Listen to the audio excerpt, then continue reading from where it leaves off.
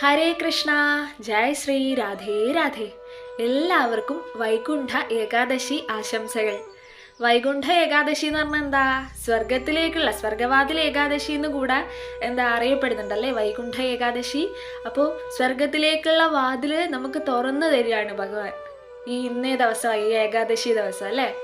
അപ്പോൾ വർഷത്തിൽ അങ്ങനെ കുറേ ഏകാദശികളുണ്ട് അല്ലേ. ഗുരുവായൂർ ഏകാദശി, വൈകുണ്ഠ ഏകാദശി, മോക്ഷദ ഏകാദശി, അങ്ങനെ ഒരുപാട് ഏകാദശി ഉണ്ട് വർഷങ്ങളിൽ. അപ്പോൾ ഏകാദശി ഇപ്പോൾ എല്ലാ ഏകാദശികളും എല്ലാവർക്കും എടുക്കാൻ സാധിക്കണം എന്നില്ല അല്ലേ.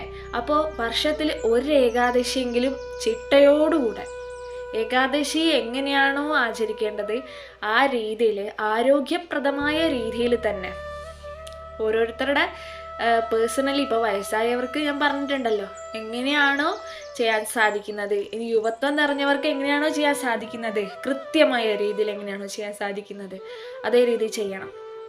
വർഷത്തിൽ ഒരിക്കലെങ്കിലും നമ്മൾ കൃത്യമായി ഏകാദശി നോക്കണം കേട്ടോ. അപ്പോൾ ഈ വൈകുണ്ഠ ഏകാദശി എന്ന് പറഞ്ഞാൽ എന്താണ്, എങ്ങനെയാണ്, ഈ ഏകാദശി ദേവി ആരാണ് എന്നതിനെക്കുറിച്ചൊക്കെ ഞാൻ നിങ്ങൾക്ക് പറഞ്ഞുതരാം കേട്ടോ. വൈകുണ്ഠ ഏകാദശി അഥവാ സ്വർഗവാതിൽ ഏകാദശി ഏകാദശികളിൽ